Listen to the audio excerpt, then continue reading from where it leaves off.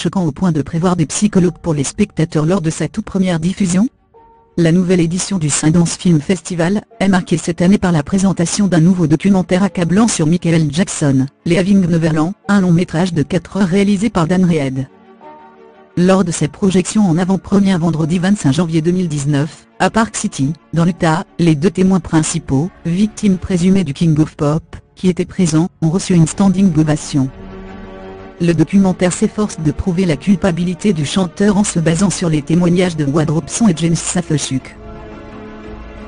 Le premier, un chorégraphe australien de 36 ans, affirme avoir été victime d'abus de la part de la star entre 7 et 14 ans, lorsqu'il se rendait dans son ranch de Neverland.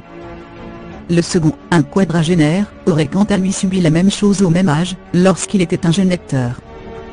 Leaving Neverland est un film d'horreur, une histoire intime, crédible, parfois sexuellement explicite, de 2 garçons qui sont devenus les amis spéciaux de Michael Jackson, c'est-à-dire amants, sans que leurs parents en soient conscients.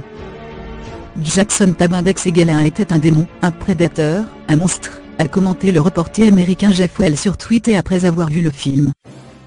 Parmi les nombreuses révélations de Leaving Neverland, MJ a donné à ses jeunes victimes des bijoux en échange d'actes sexuels, et a même mis en scène un faux mariage avec échange de vœux et bagues en diamant, a écrit un journaliste du USA Today sur le réseau social. Beaucoup de parallèles entre les histoires des victimes, MJ les amenant à haïr leurs parents et les femmes en général, leur disant que Dieu les a réunis, puis les chassant pour des garçons plus jeunes. De son vivant, Michael Jackson a toujours nié les multiples accusations de pédophilie. Depuis son décès survenu il y a maintenant près de 10 ans, sa famille continue de nier en bloc. T.J. Jackson, le neveu de la star et fils de Tito, a témoigné sur Twitter, après des années de coaching et de recherche pour ses rôles, « Je suis sûr que Wade et Jimmy ont livré une performance digne des Oscars aujourd'hui.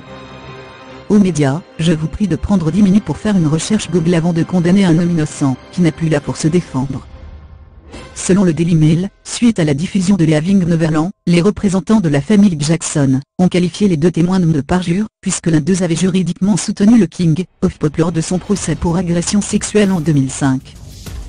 En 2015, Wade Robson avait changé sa version des faits, et déposé une plainte en détaillant de façon précise les attouchements dont il aurait été victime, des baisers avec et sans la langue, Michael Jackson frottant le pénis de Wade Robson et vice versa, Tabindex égale à un Michael Jackson, se masturbant en regardant Robson à 4 pattes.